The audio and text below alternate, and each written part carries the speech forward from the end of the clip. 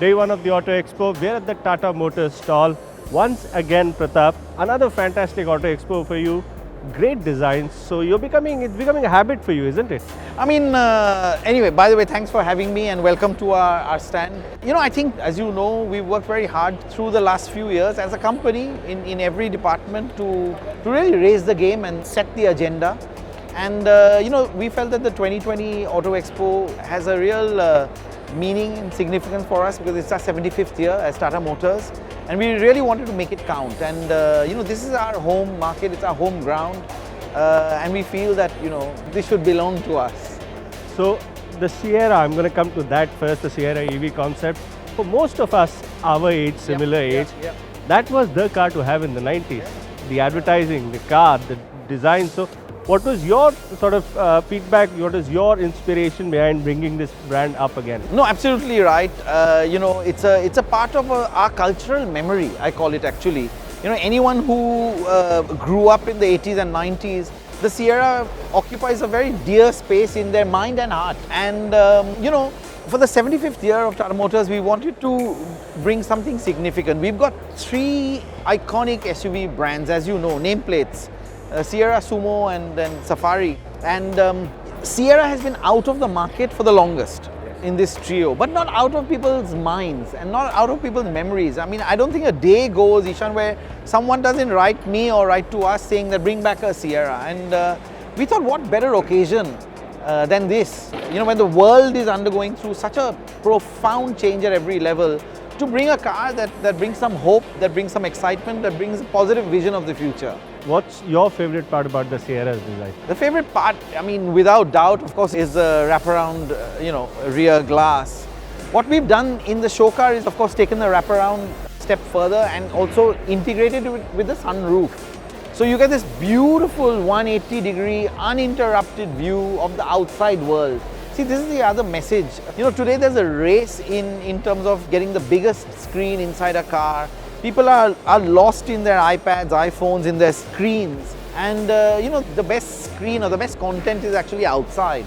So we've provided a screen, if you will, to enjoy the outside. Taking things back in history as it used to be 20, 30 years ago. Absolutely, we used to look outside a car. We were not buried inside a 5-inch screen. So it's a bit of digital detox, if I may.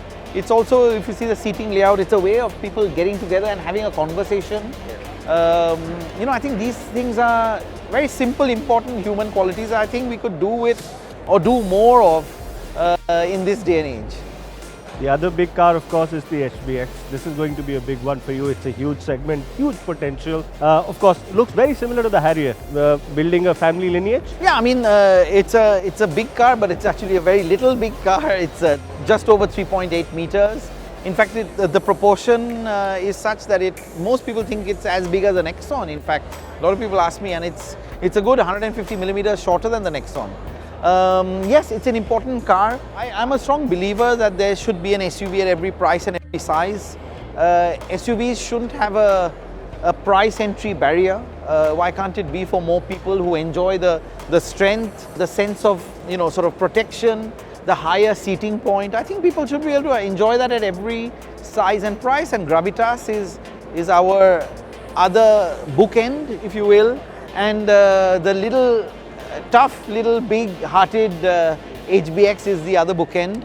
And yes, it takes cues from its elder brothers, but it's definitely got a character of its own. There's not actually one element which is the same, but they're similar, but it's got its own little tough personality. You spoke about proportions, and that's something we've seen is very difficult to get right in that sub 4 meter sort of size. So that's something you worked on specifically for the HBX? Yeah, Ishan, we had an unenviable or sort of enviable position, if I may, to say that the design team was involved right from when we established the bare bones of the Alpha architecture on which this is based.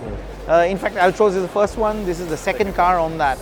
And having had that chance to define architecture led us to have cars with proportion like this. Altroz has got phenomenal proportions for a segment, and I think HBX carries forward that. And we could do it because design was involved in that starting point of the defining and designing the architecture. And lastly, Altroz, stunning looking car inside and out. What's the customer feedback? Customer feedback's actually been incredible. I mean, I was just speaking to some of our team in marketing and sales. The response has been overwhelming, and especially, of course, pre-launched it. You all had the drives, but since we announced the pricing, it's been a real incredible flood, and we've got a very healthy order book. So the marketing team is sleeping well. The production and factory and plant teams are going to have sleepless nights. That's a good problem. That's a very good problem to have. And I really believe that it's one of the best looking cars out there. It's feature loaded. It's the safest. Yes. We don't talk enough about yeah. safety.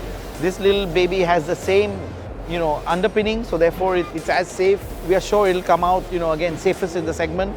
So a lot to talk about, a lot to appreciate in these new cars. And like you said, the Altroz is a stunning piece of design which we are very proud of. Well, thank you, Pratap. We love your designs. Thank and you. We look forward to 2022. Thank you for having me. Thank you. Thanks a lot.